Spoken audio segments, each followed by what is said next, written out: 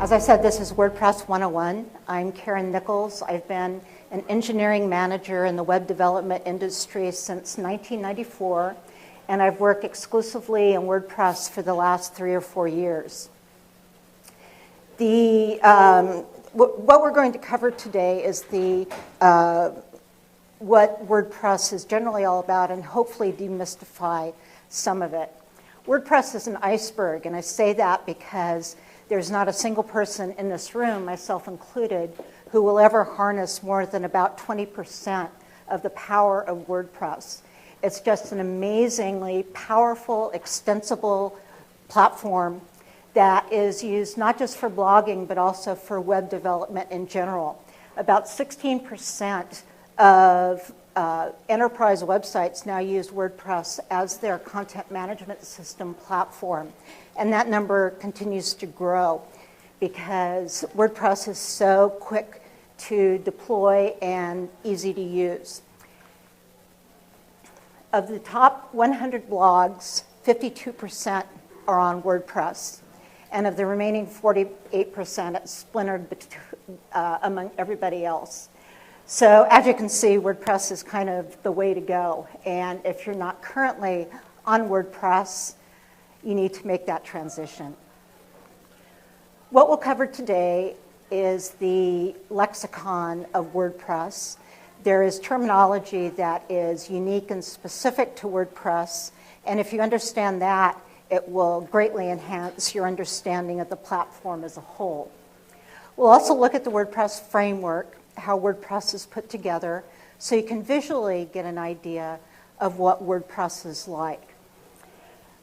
I'll cover 5 plugins that I can't live without. Plugins are the magic behind WordPress. They're analogous to iPhone apps, and that's where the power happens. So I'll talk about 5 of my favorite plugins and talk a little bit more about plugins in general. Then I'm going to give you my 6 secret fixes for a broken blog so that if everything goes kaplooey, this is how you can fix it. And it will go kaplooey at some point. It happens to everyone. We'll look at some resources, and then if there's any time at the end, we'll field your questions. I also have cards at some point, probably Tuesday or Wednesday of next week. I'll have this deck posted on the website. And so if you want to refer to that, come up and get a card, and it will be up on the Mouse Breath Media website probably by Tuesday or Wednesday. One of the greatest points of confusion with people who are new to WordPress is the difference between free WordPress and self-hosted WordPress. WordPress.com versus WordPress.org, what's the difference? And that difference and understanding the difference can be the difference between you absolutely loving WordPress and having a fabulous website and having one that's not so great. So the free or self-hosted version of WordPress lives at WordPress.com. This is an easy plug-and-play solution. It will give you the opportunity to try out WordPress and see if you like it. It's all hosted and maintained by someone else, and it gives you a free way to try it out. The self-hosted version is the version that is hosted independently at your hosting company. You install it, you maintain it, and it's actually a lot easier than you would think to do this. So don't feel intimidated by hosting yourself. It's a lot easier than you think, and most hosting companies make it very, very easy to go in, install WordPress, and get yourself up and running. The difference between WordPress.com and WordPress.org is that WordPress.com is the one that offers the free hosting. So this is where you go if you want to get your free WordPress website. WordPress.org is the organization that oversees all things WordPress and supports self-hosted WordPress.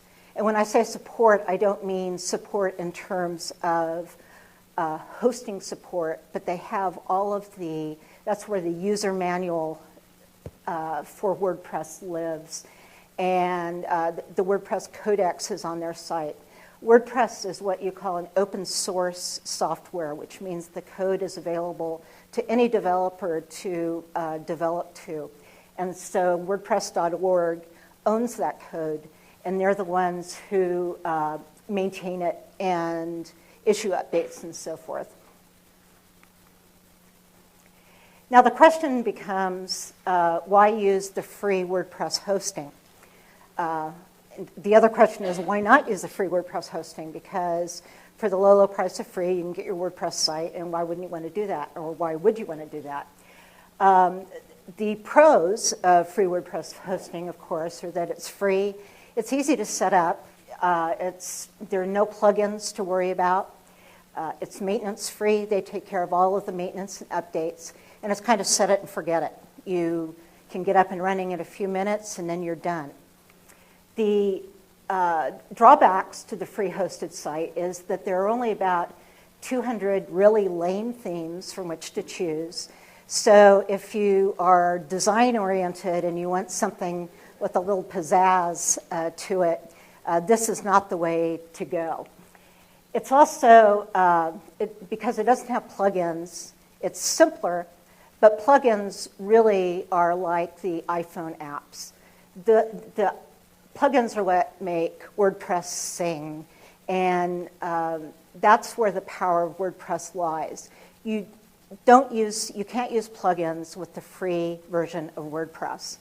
So, it's like having an iPhone without the apps. It's kind of worthless. So the reasons for using self-hosted WordPress are that you have complete control over your website. There are thousands of themes from which to choose, and one of the places to look for themes is Theme Forest.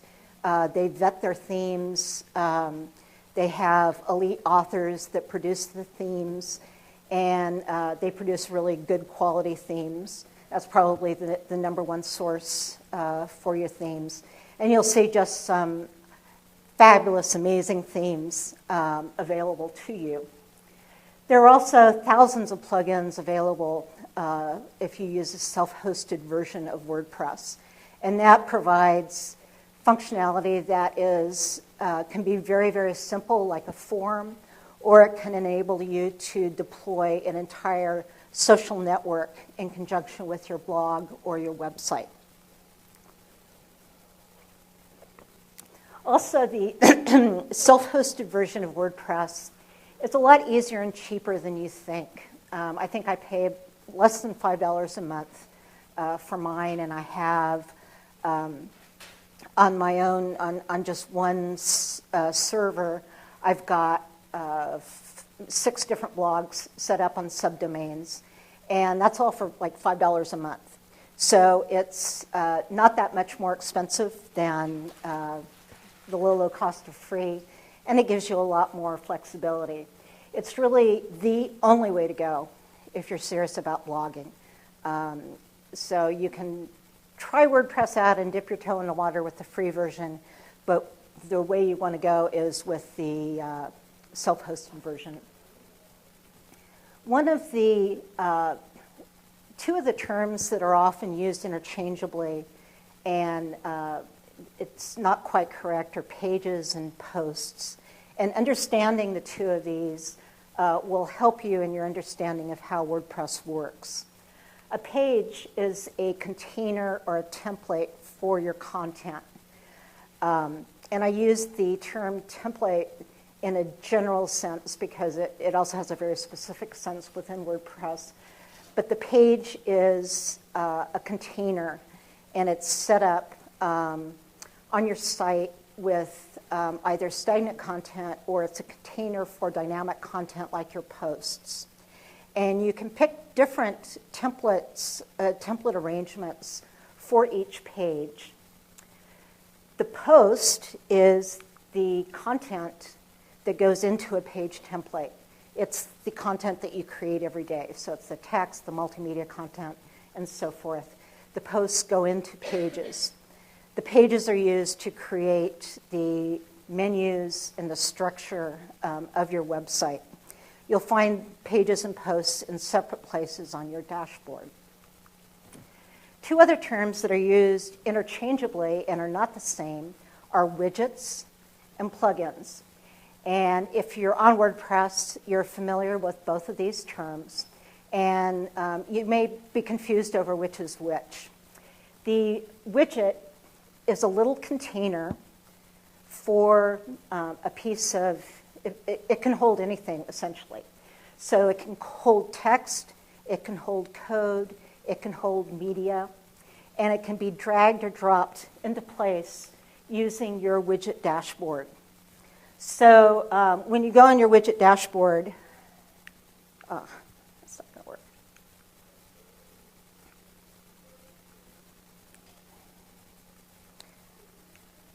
Okay. When you're on your widget dashboard, all of these are the widgets that are available to you. And sometimes when you install a plugin, it provides a widget. And then you drag them over to the area on your either your sidebar or somewhere in your footer or your home page, and you can drag them back and forth.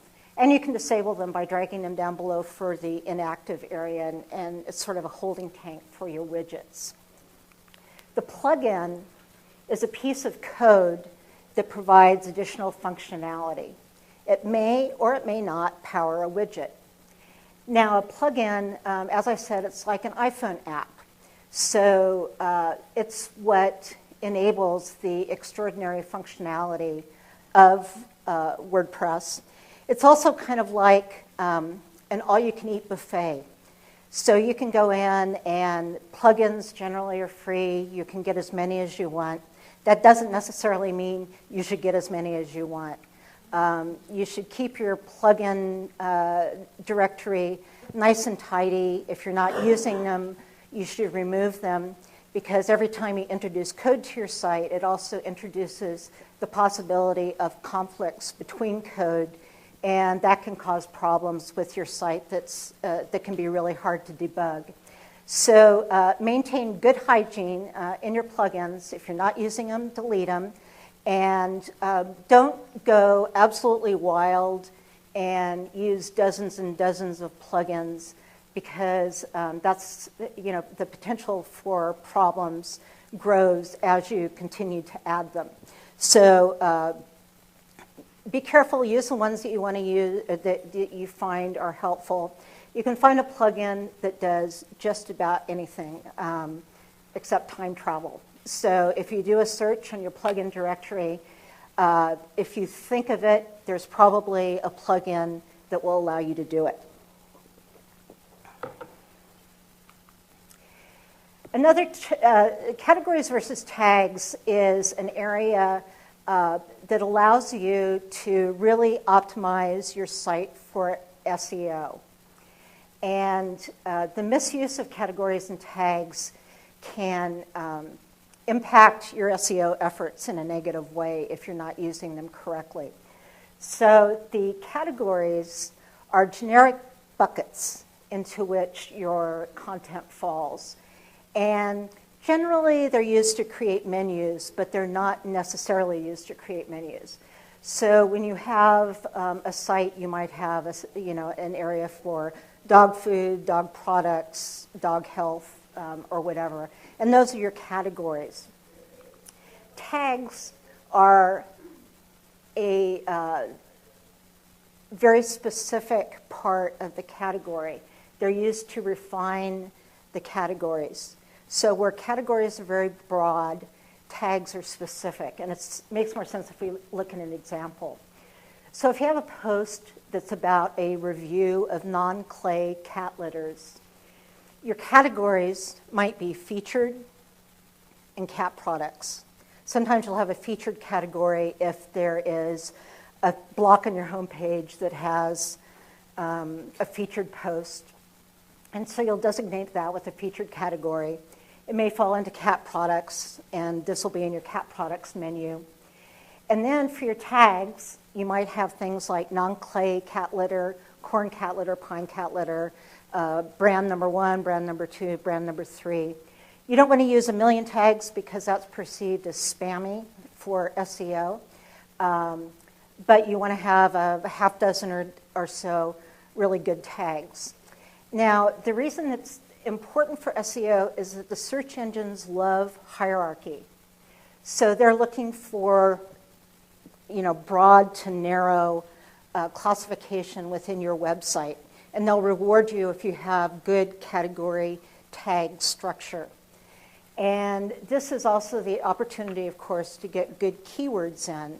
And you want to be mindful of using very powerful keywords, not too many, but use the ones that really pertain to that particular post, and it will benefit you for SEO.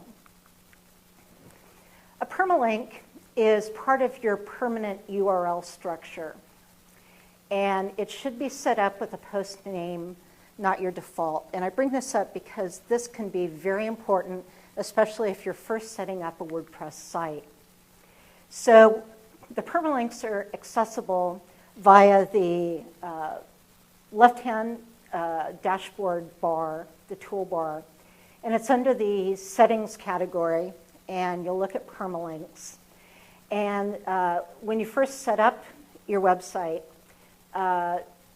you have the ability to change whatever the permalink structure is.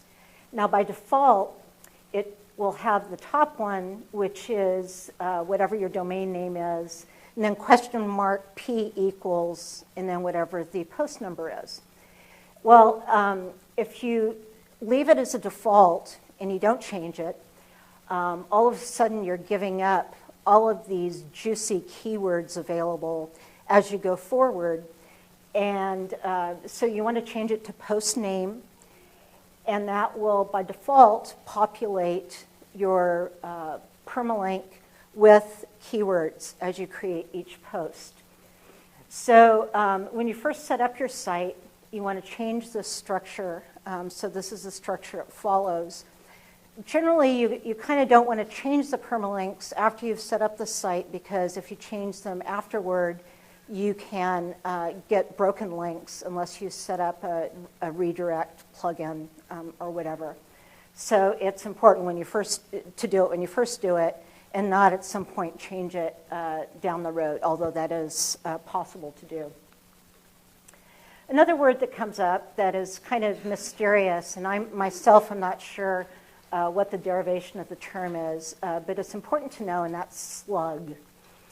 So the slug is this part of the permalink at the end. Again, if you've chosen the post name as your permalink structure, it's going to be keywords delimited by hyphens. And this is the user-friendly part of the permalink. Again, this is important for keywords and SEO, because this gives you the opportunity to seed your URL with keywords, and you can actually change the slug, although by default your interface isn't set up to do that, so you'll have to go in and change it to allow you the ability to change the slug. So on your WordPress dashboard, up in the corner, there's this option called Screen Options, and that pulls down a menu that enables you to check off different items that will show up on your dashboard. In this case, slug is not by default checked, so you'll want to check it. And then when you have your post, you'll see where the slug appears by default on your post. It's automatically populated by the words in your title, and you can press the edit button, and that will give you a box that allows you to edit the slug. Now, the reason you might want to edit the slug is if you have a provocative title that does not contain keywords. You know, you might have a post about a dog food recall that actually doesn't have dog food in the title. Then you might want to go into the slug and put dog dash food dash at the beginning, prepend the slug with that particular term. So you get the keywords in, and that will help your SEO efforts. You can also, if you're really sharp with SEO, you can also go into the Slug and remove any stop words like a and the, because they don't add any value to SEO. It's something that's sort of a fine-tuning kind of thing, but some people are very, very careful about doing that. Now, it's important not to change the Slug after you publish the post because, again, this is your permalink structure, and this will result in broken links. So if you're going to change it, make sure you do it before you publish the post. A shortcode is an underutilized thing within WordPress that is a shortcut. It's very handy. It's enclosed by those little straight brackets, and it generates code when the page loads. And an example of this is gallery. So you can input the gallery within these little brackets in your post, and then when the page loads, it will automatically generate a gallery for you. The shortcode is commonly used to create things like forms, stylized buttons, special formatting. A lot of the theme developers will have custom shortcodes for their themes. And it's worth investigating the theme documentation to find out if there are special shortcodes for that particular theme. This will really supercharge your design efforts as you move forward on your WordPress blog. This is an example of, on the WordPress.com site, where you might find some shortcodes. And you can also, Google to find a list of shortcodes. This is just an example of some of the ones that are available in the area of audio and images and documents. So you can create a Spotify, embedded Spotify widget, slideshows, and so forth. And you don't need to know any code. You just need to know the little shortcut, and it does it automatically. Now we're going to talk a little bit about the WordPress framework and how WordPress is constructed. The nice thing about WordPress is that no matter what your theme is, the installation is always the same, and so it's consistent. And you know that if you end up having to go in through the back end to your server, it will always look like this. So there are 3 directories that are installed, the primary ones for WordPress, and that's the admin, the content, and the includes directories. Now, these the admin and the includes directories are ones that you probably will never have to touch. But there are times, occasionally, when something will happen and you won't be able to access the front end of your WordPress dashboard, and you'll have to go in through the back. And often when you do that, it's because you need to disable your plugins. This is where the plugins live. They live in your content directory. And I bring this up just so that you sort of have a familiarity with where this stuff lies.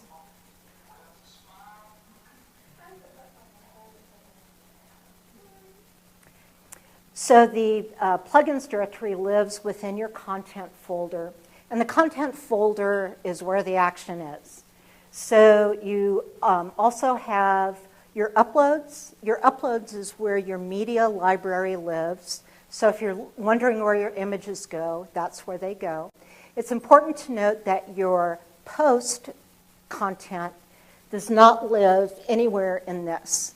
They live in a database. So just as a side note, if you're backing up, when you back up your site, you have to back up not only this, but you also have to back up the database.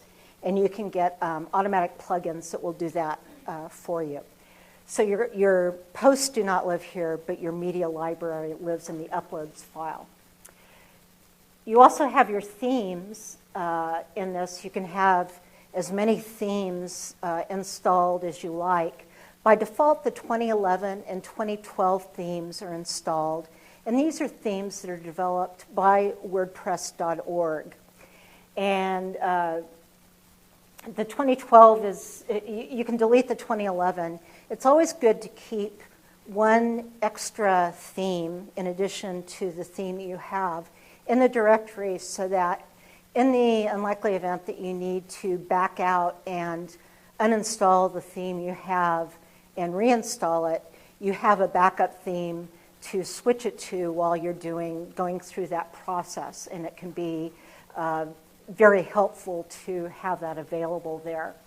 So keep your theme plus a spare, and that's where they live. The framework for the WordPress pages, I bring this up not because you need to know any coding, but it kind of helps to understand how it all comes together. WordPress is written in a language called PHP, and you don't have to know anything about PHP for WordPress, but I will mention that it is a language of if-then statements. And what happens when your page loads is that it looks for the header, and it goes, well, if the header's here, I'll display it. If not, we'll go and look for a menu. And if that's there, we display it, and if not, we look for the home.php file. So it pulls in all of these different files that you'll see in your dashboard, and it displays them. And this is consistent. You'll always find a sidebar.php file in your theme. The nice thing about WordPress is they're always named the same thing. And this is generally where they go, although the placement can be pretty much whatever you want. So let's move on to plugins, which is, again, the meat of WordPress. There are 5 plugins that I absolutely cannot live without. And when I install a WordPress site, these are the first 5 that I go to.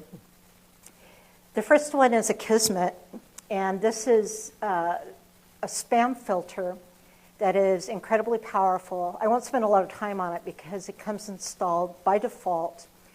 But the one thing to mention is that it is not active by default. So you'll need to go in and go to the Akismet site and get an API key, go back and install it in order to activate it. The one, if I were on a desert island and I could only have one plugin, WordPress Seo by Yoast is the one that I would choose. This is like having a personal SEO coach with you, sitting beside you as you create each post. It is just an amazingly full-featured SEO tool. And I'll show you just the tip of the iceberg as far as the functionality that it provides. This is an example of what displays underneath your post when you have WP Seo installed. So what it will do is give you a snippet preview under this general tab that gives you a look at what the snippet will look like in organic search results. So you can preview what it looks like, and you may want to improve its clickability. By default, it just puts in your title and the first part of your post. And so you may want to modify it somewhat to entice people to click it. I'll skip the focus keyword for just a moment. The SEO title is, by default, it'll populate it with your title, and you can change that. And the meta description also is something that is populated automatically, and it's changeable by you. If you don't use a tool like this, the SEO title and the meta description are simply a generic title and description that you have set up as your website. So, you know, if your site is bulldogs.com and your SEO title is everything you need to know about bulldogs, and the meta description is, that, this is a blog about bulldogs, that will appear on every single post unless you change it here.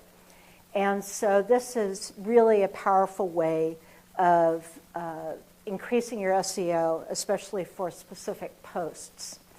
Now, what happens with this particular tool, and the coaching comes into play with the focus keyword. So when you have made your changes in whatever the title and meta description are, you'll input a focus keyword, and the focus keyword is a word or a phrase that is going to be the primary thing that people are going to search on to get to that post. It's one thing that they will use to get to a post. You input that, and you press enter, and on the page analysis tab, you'll get a review of how this particular post will score on SEO. And it has it color-coded with icons by red, orange, yellow, and green. And you'll see the red ones are the ones you want to clear out, and you probably want to clear out the orange ones too. The yellow ones are sort of borderline, and the green will tell you, that you're good to go in that area. So it scores on a really wide range of topics, including how readable it is, whether or not you have enough subheading tags, whether the meta description contains the keyword, things like whether or not you front-loaded keywords in paragraphs or headings or whatever. And so this really gives you an amazing way to optimize each post for SEO. The next plugin that is especially helpful for those of you who tend to use the visual editor versus the text editor in your when you edit your post. By default, the toolbar that you have in the visual editor looks something like this. So it's pretty bare bones. With Tiny MCE Advanced, you can modify that and turn it into pretty much whatever you want. It has, I don't know, dozens or hundreds of different formatting buttons that you simply drag and drop from below. You drag it to whatever row you want, and it'll appear then in your visual editor. It's extremely helpful if you create stuff in the visual editor. So that's something that I always install, and you'll find that going forward it's pretty invaluable. The next one is Contact Form 7. And if you, some themes provide contact forms, some don't. And I've used like every contact form imaginable with, full styling and everything available. And I keep going back to Contact Form 7 because it's very simple and it always works. It simply provides, you generate whatever tags you want, and then you go up at the top, it creates a short code for you. And this is where you can paste the short code wherever you want the contact form to appear. And it appears, and you don't have any problems with it. Some of the fancier ones can mess up other formatting or whatever. And this one works. And I always go back to that. Maintenance mode is something that speaks to proper development practices. And my guess is that pretty much everyone in the room works on their live website versus setting up a subdomain with a development site that you then migrate over to your live site when you're through developing it. Most people, most bloggers, make the changes on their live site, and then if something goes kaplooey, then it's visible to the end users. Maintenance mode allows you to easily put your site into maintenance mode whenever you're making changes to it. So generally you want to wait till the middle of the night and when you know that there's not going to be anyone on your site. And there's an enable button. It's not going. There's an enable button at the top that you click off to enable the maintenance mode. And then you put whatever message you want in the bottom. And you can put graphics there too, saying the site is down for maintenance, please check back in a few minutes. This is a more professional way of letting the end users know that you're working on the site rather than have funky things happen as you're making changes to the site.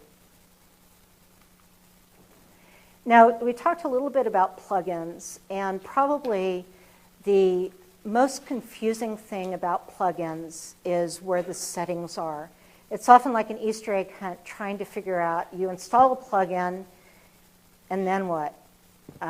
You're sort of stuck trying to figure out how it works, where the settings are, and they're all over the place. There's no consistent place to go to set every plugin. So let me go through the most common places to find the settings for plugins. If the plugin powers a widget, you'll find it on the widget dashboard, and that's pretty straightforward. So that's a lot of your plugins are going to power widgets. That's where you'll find them. And sometimes within those, you'll find settings that you need to use for the widgets. If it's not a widget-based plugin, in the plugin dashboard, you'll find sometimes you'll find a settings link next to the name of the plugin. Sometimes you won't. So if there is not a settings link, there's also a settings menu item in your left toolbar. And under that, it's a submenu that provides you with some of the plugins will appear there. And you can access the settings through that area. If not, sometimes they appear as a heading in your left nav bar. So you'll have to go through that and figure out where it might be. And it could be nested within any of those. Sometimes there's just no way of knowing. If all else fails, and this is actually usually the first place that you should look, is the plugin site itself. So every plugin will have a link that says Visit Plugin Site. If you click that link, you'll go to something that looks like this, and this is pretty consistent, that all plugins will have a site that has your description, installation, changelog, stats, support, reviews, and developers. So this will give you the support area is where it will tell you how to set up your plugin, what the settings are, and so forth. It will also give you an idea of the ratings for the plugin. If it only has 2 stars, you probably don't want to install it. This one, BuddyPress, is an awesome plugin. It has 4.4 stars. Probably should have 5. So this will give you, this is probably the ultimate way to find out how the plugin works.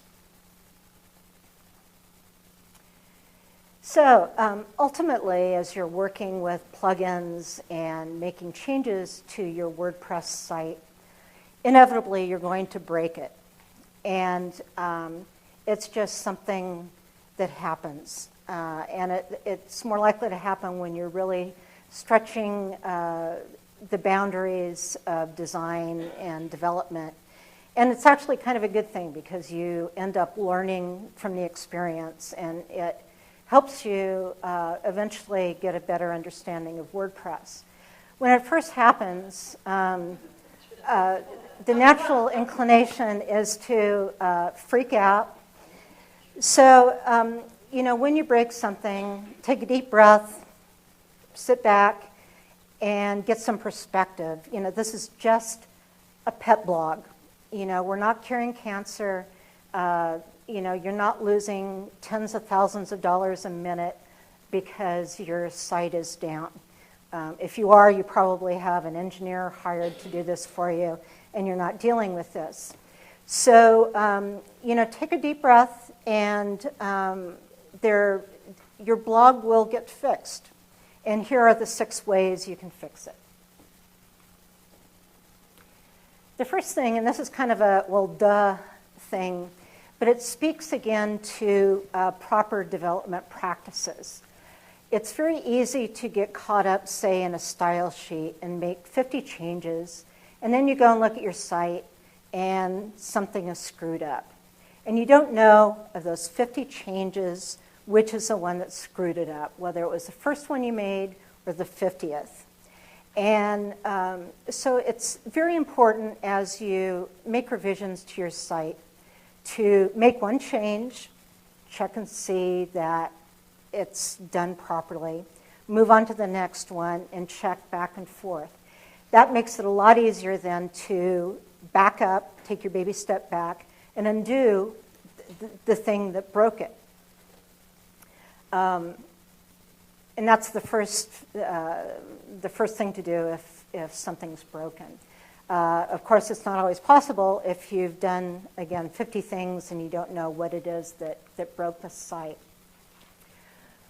If you have not, if it's a situation where you have not been working on the site and all of a sudden it doesn't work, it's probably some sort of a code conflict.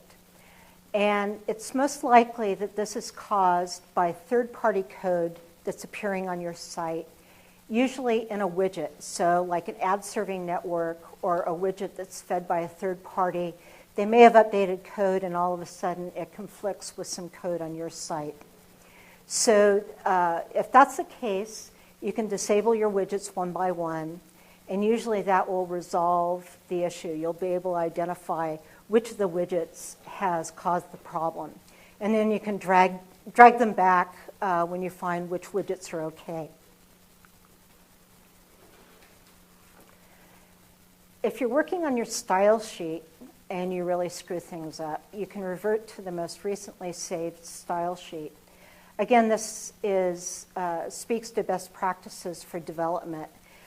I always save a style sheet at the beginning of my session and at the end of my session. It's kind of a belt and suspenders backup. And I actually have a directory with all of the style sheets that I've ever used for each theme. So I can always easily revert to a style sheet.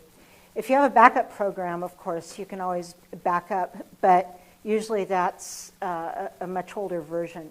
So you should always, before you start working on something, save a copy of your style sheet. And if the worst happens, you can always revert to whatever the beginning of the session and what you started with. Deactivating your plugins is kind of analogous to the old resolving a computer program by unplugging your computer and plugging it back in. So the plugin problems the plugins often cause the kind of problems that when you can't access the front end of your WordPress dashboard, it's throwing up an error on a white screen and you can't log into WordPress. When that's the case, it's likely that there is a plugin problem, and you can also identify that it's a plugin problem if you've been installing plugins and all of a sudden something doesn't work. So if that's the case, you can deactivate, if you can access the plugin dashboard, you can simply deactivate all of your plugins and add them back in one by one. If you cannot access your WordPress dashboard, you can then go in through the back end, like we talked about earlier in this session, go into your directory, delete the plugins or move them, and then add them back in one by one. And that should fix whatever the problem is, and you can identify the problem plugin.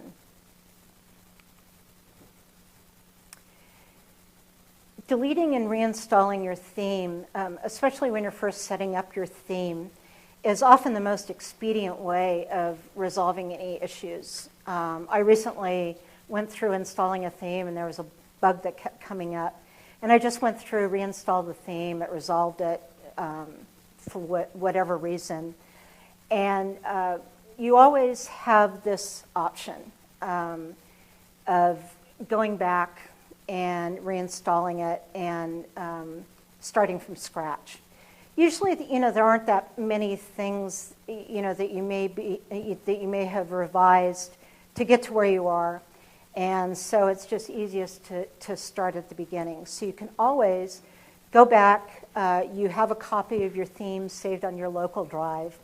Delete it from your WordPress installation, and then go back into your hard drive and reinstall it to resolve any issues. Another resource is to call your ISP or your hosting company. And a lot of people don't think of this or don't realize that this option is available to you.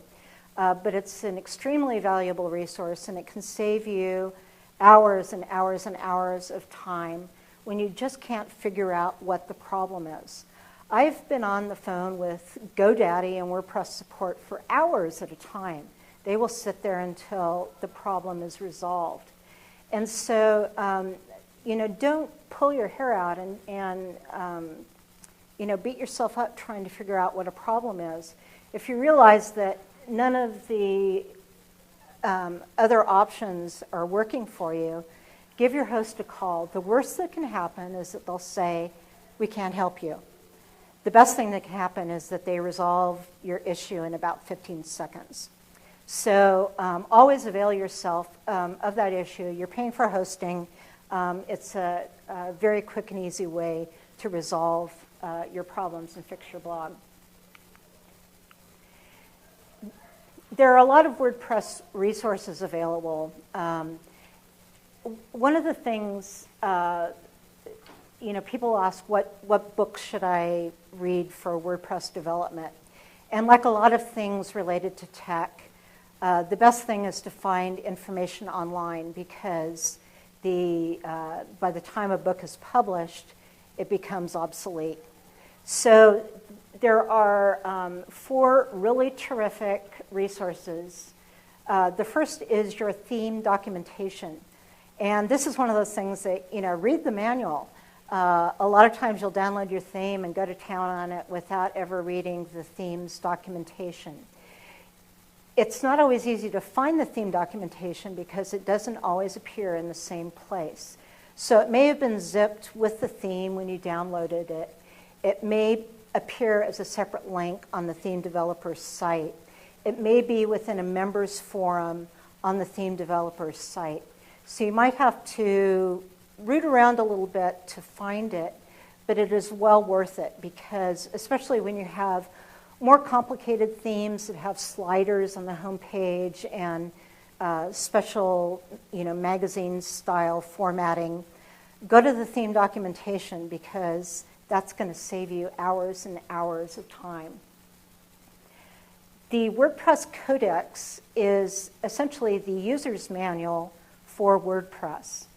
Everything you need to know about WordPress is in the WordPress Codex. It's maintained by WordPress.org.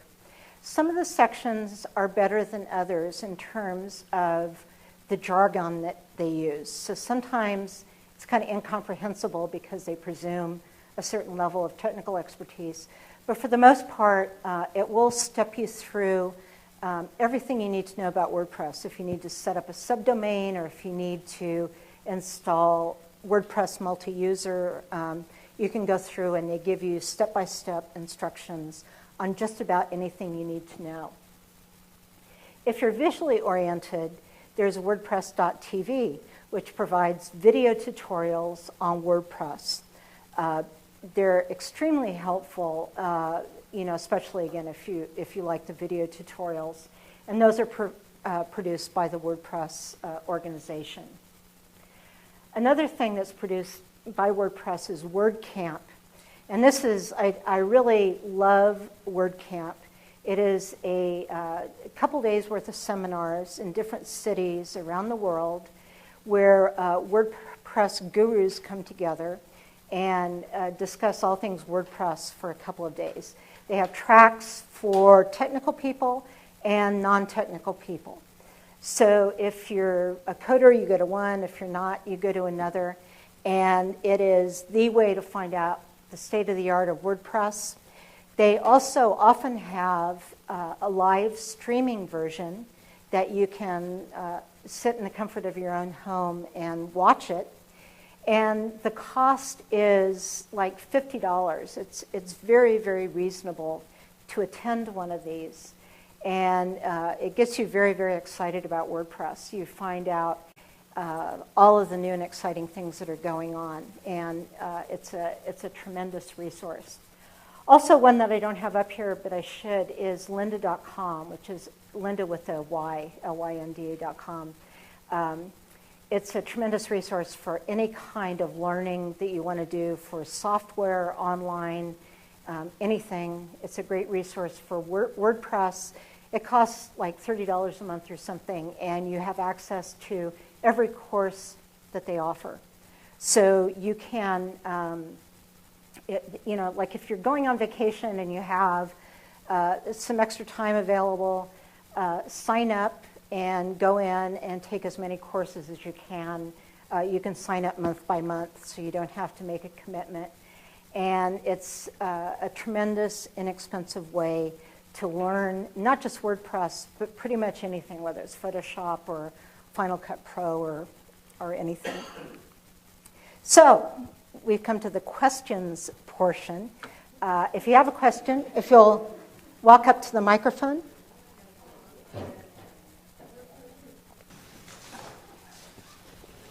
Hi. Hi. Thank you very much. You're welcome. My site was designed and put up professionally, but my blog is WordPress. Will I have all of the functionality that you mentioned on my on the blog, or does the whole site have to be WordPress? WordPress is now a platform that applies to not just blogs, but websites in general. So you can have, I have websites that are set up that have, that are done completely in WordPress. I actually have a card, if you want to go to it, of a site that I set up last week that over a 36-hour period, and that's time for eating and sleeping and feeding the cats, I created a full-featured website with a social network built in that has a blog.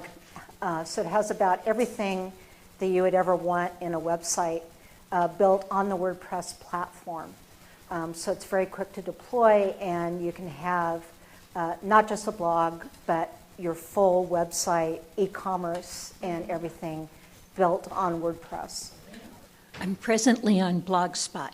So the question is, how easy is it for me to move over? And do I need to buy, or should I buy my domain name before I move to WordPress, or does it matter? It does not matter when you buy the domain name. It's actually, it's a lot easier if you buy your domain name outside of Blogger. If you get everything set up with your domain name and then just import the content from Blogger using the import tool available within WordPress. So you set up, set up a WordPress account with the hosting company, like GoDaddy as an example. Set up your domain there, and then go through and import your Blogger content and set up a redirect tool so that all of the links continue to work and are redirected to your new WordPress blog. And that's about it. It's actually a much easier process than you thought. I migrated from Blogger a number of years ago, and I put it off for a long time because I thought, oh man, this is just going to be a mess. You know, I wasn't looking forward to doing it, and I kept putting it off. And it turned out it was really easy. And then I kicked myself for not having done it a couple years earlier. So set up your domain, get everything set up, get your WordPress installed, and then just import the content from Blogger with a redirect and you're good to go. Is GoDaddy one of the best hosting? I've always had good luck with GoDaddy. Okay. I've been with them for 10 years or something like that. I've heard people that are not that crazy about it, so it kind of depends, but I've always had really good luck with them. And I've run into some customer support people who are just awesome. So, Thank you. and they're big so that, they have a huge WordPress department, so there's a lot of support for the WordPress platform. Okay, thank you. Sure. I'm with opinionatedpussycat.com. I'm actually been with TypePad since 2004, and I have a friend that's convinced me pretty much to eventually migrate over to WordPress by the end of the year. My question is, when it comes to having your own header designs, I guess the self-hosted side of WordPress would allow that, or do you end up using their own designs? So the question is what? Well, see, I have the header of my blog was designed by Glow Girly. The one before that by Zulatri. If I wanted to keep the same type of header design, would I be allowed to do that? Sure. At the WordPress, but only in the self-hosted? No, on either self-hosted or hosted. You'd be able to move your header design over there too. Yeah, you still have, even if you use the free hosted account, you still have the ability to put whatever header